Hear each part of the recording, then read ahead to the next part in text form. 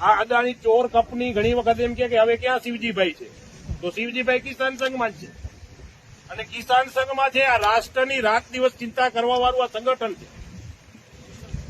તમે 1 રૂપિયામાં પેદા કરી અને સરકારને હમણાં જ હું ઉર્જા મંત્રી સાથે બેઠો તો 4 દી પહેલા, ત્યારે એમ કીધું કે શિવજીભાઈ વીજળી તો બહુ મોંઘી થઈ ગઈ, આ ચોર કંપની 1 રૂપિયામાં પેદા કરીને 35 રૂપિયામાં વેચે છે. એવો કયો ધંધો છે કે 1 રૂપિયાનો 35 રૂપિયા ઉભા થાય? એવો કોઈ ધંધો હોય તો મને બતાવો. અને આ ચોર લોકો એમ કે કિસાન સંઘ આવે તો ભલે આવે,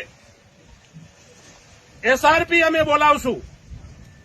અને પોલીસ મિત્રોને હું અહીંથી કહું છું કે સવારમાં ઉઠીને જેનું અન્નને દૂધ મોઢામાં રાખો છો ને એની શરમ રાખજો જરાક.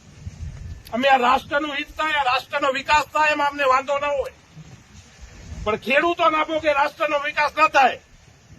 આ જેટલા ખેડૂતો આવતા હશે, વિકાસ થવાનો હશે તો આખા રાષ્ટ્રનો થવાનો હશે. એનો ગુનો આ ખેડૂતોએ નથી કર્યો. અને ખેડૂતોને જંત્રી બતાવવામાં આવે છે.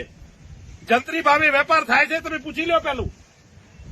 જે જમીનમાંથી ટાવર લેન જાય છે એ જમીનની કિંમત 25% થઈ જાય.